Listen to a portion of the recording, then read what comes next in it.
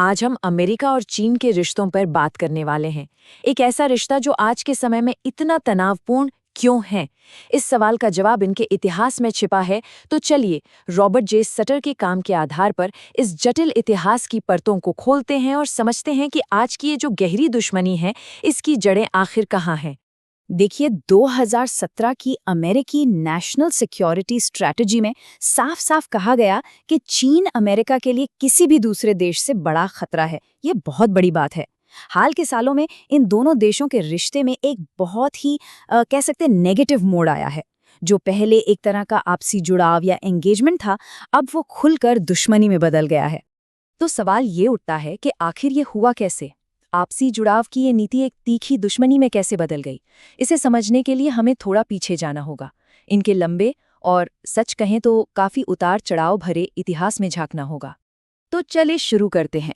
कहानी की शुरुआत होती है 19वीं सदी से। ये वो दौर था जब दोनों देशों के बीच ऐसी धारणाएं बनी जो एक दूसरे से बिल्कुल अलग थीं, और यही आज भी टकराव की एक बड़ी वजह है। 19वीं सदी से लेकर 20वीं सदी के शुरुआत तक देखिए क्या क्या हुआ। 1844 में अमेरिका को चीन में वही व्यापारिक फायदे मिले जो ब्रिटेन ने जंग लड़कर हासिल किए थे। फिर 1870s के दशक में अमेरिका में चीनी अप्रवासियों के खिलाफ भेदभाव शुरू हो गया। 1899 में अमेरिका ओपन डोर पॉलिसी लाया, जिसका मकसद एक कमजोर चीन में अपना व्यापारिक दखल बढ़ाना था। और तो और 1937 में जब जापान ने चीन पर हमला किया तो अमेरिका ने कोई खास मदद भी नहीं की। इन सब से एक बात तो साफ है कि करीब 100 साल तक ये रिश्ता एक तरफा था, जिसे ट्रीटी सिस्टम कहते हैं। मतलब फायदा विदेशी ताकतों का और नुकसान चीन का। बस यहीं से अविश्वास की वो गहरी नींव पड़ी। और इसी वजह से देखिए एक ही इतिहास को लेकर दो बिल्कुल अलग अलग कहानियां बन गईं। अमेरिका को लगता था कि उसने चीन के दोस्त और समर्थक के तौर पर एक बहुत ही पॉजिटिव भूमिका निभाई है। वहीं चीन का मानना था कि अमेरिका ने हमेशा सिर्फ अपने छोटे मोटे हितों के लिए काम किया। चीन की उन्हें कभी कोई खास परवाह नहीं थी। सोचिए, एक ही कहानी के दो बिल्कुल अलग पहलू, और ये पैटर्न आज तक चला आ रहा है। ऐसे में आपसी समझ बनना कितना मुश्किल होगा, इसका अंदाजा लगाया जा सकता है। चीन को ये पाखंड या हिपोक्रेसी जैसा लगता था। एक तरफ तो अमेरिका खुद को एक उदार ताकत के तौर पर दिखाता था, लेकिन दूसरी तरफ अमेरिका में ही चीनी अप्रवासियों के साथ बहुत बुरा और भेदभाव भरा बर्ताव होता था। चीनी अधिकारियों के लिए अमेरिका की कथनी और करनी में ये एक बहुत बड़ा फर्क था। अब कहानी को थोड़ा और आगे बढ़ाते हैं। वक्त आता है दूसरे विश्व युद्ध का। इस जंग ने दोनों देशों को एक साथ तो ला दिया।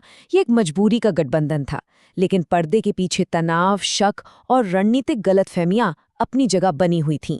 चीन को लेकर अमेरिका की स्ट्रैटेजी में भी भारी बदलाव आया। शुरू में तो अमेरिका को उम्मीद थी कि चीन जापान को हराने में एक मजबूत पार्टनर बनेगा, लेकिन जल्द ही हकीकत सामने आ गई। उन्हें लगा कि नेशनलिस्ट सरकार भ्रष्ट है, कमजोर है और उसका ध्यान जापान से ज्यादा अपने कम्युनिस्ट दुश्मनों से लड़ने पर है। तो फिर अमेरिका ने अपना लक्ष्य बदल दिया। अब मकसद बस इतना रह गया कि किसी तरह चीन को जंग में बनाए रखो, ताकि जापान के करीब 10 लाख सैनिक वहीं फंसे रहें। मतलब एक बड़े स्ट्रेटेजिक पार्टनर की उम्मीदों से गिरकर चीन सिर्फ एक मोर्चा बनकर रह गया। जैसा कि यहाँ लिखा है, नेशनलिस्ट सरकार की कमजोरियों और भ्रष्टाचार से बार बार निराश होने के बावजूद अमेरिकी अधिकारियों ने उन्हीं का साथ देना जारी रखा। मतलब फ्रस्ट्रेशन तो थी, लेकिन अमेरिका ने फिर भी चियांग काई शेक की सरकार को ही सपोर्ट करने का फैसला किया। और ये एक ऐसा फैसला था जिसके नतीजे बहुत दूर तक जाने वाले थे। उसी दौरान एक और चीज हो रही थी। माओ त्से-तुंग के कम्युनिस्ट लगातार अमेरिकी अधिकारियों से संपर्क कर रहे थे। वो कह रहे थे कि आप सिर्फ नेशनलिस्ट का साथ मत दो, थोड़ा निष्पक्ष रहो। उन्होंने तो यहाँ तक कहा कि अगर अमेरिका उन्हें हथियार दे तो वो जापान से लड़ने के लिए तैयार हैं। उनका मकसद सीधा था। वो नहीं चाहते थे कि अमेरिका पूरी तरह से उनके दुश्मन चियांग काई शेक के पाले में चला जाए। लेकिन अमेरिका ने उनकी इन सारी अपीलों को ठुकरा दिया। सिर्फ नेशनलिस्ट का साथ देने और कम्युनिस्टों को नजरअंदाज करने का यही फैसला आगे चलकर दशकों की दुश्मनी की वजह बना। ये इतिहास का एक बहुत बड़ा व्हाट इफ मोमेंट था। तो ये जो खतरनाक अतीत रहा है, इसने दोनों देशों में ऐसी गहरी और अलग-अलग सोच पैदा कर दी है जो आज 21वीं सदी में भी टकराव की आग को हवा दे रही है। और ये टकराव आता कहाँ से है? इन बुनियादी अंतरों से। अमेरिका हमेशा से चाहता है कि चीन उसके हिसाब से बदले। वो खुद को नैतिक रूप से सही मानता है और गैर लोकतांत्रिक तरीकों को शक की नज़र से देखता है। दूसरी तरफ चीन की विदेश नीति में एक विक्टिम मेंटालिटी रही है। उन्हें लगता है कि वो हमेशा सही होते हैं और उन्हें अपने आसपास अमेरिकी ताकत से गहरा शक रहता है। तो जब बुनियाद में ही इतना फर्क हो तो ये कोई हैरानी की बात नहीं है कि दोनों देश एक ही घटना को बिल्कुल अलग-अलग नजरिए से देखते हैं। ऐसा लगता है मानो वो दो अलग-अलग दुनिया में जी रहे हों। और यही इस पूरे विश्लेषण का सार है। जैसा कि यहाँ कहा गया है, जब तक सहयोग करने की कोई बहुत बड़ी और व्यावहारिक वजह ना हो, तब तक इन दोनों के बीच के गहरे और पुराने मतभेद हमेशा सतह पर आ ही जाएंगे।